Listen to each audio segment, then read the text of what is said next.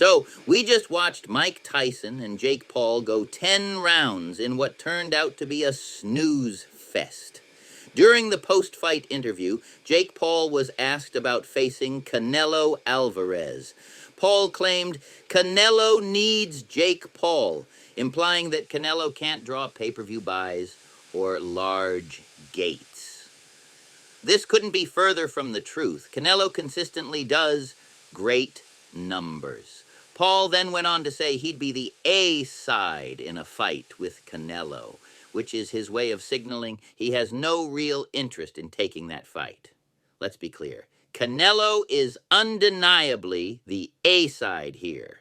Jake is trying to use tonight's numbers as leverage against Canelo. But the reality is, if Jake fights anyone other than Mike Tyson, his numbers wouldn't come close to this. I stand by my opinion. Jake Paul doesn't want to fight real boxers in their prime. Later in the post-fight presser, Paul was asked about a potential matchup with Gervonta Davis.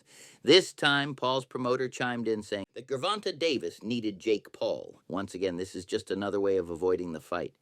Gervonta Davis draws solid numbers, and there's no chance he'd take less money to face Jake.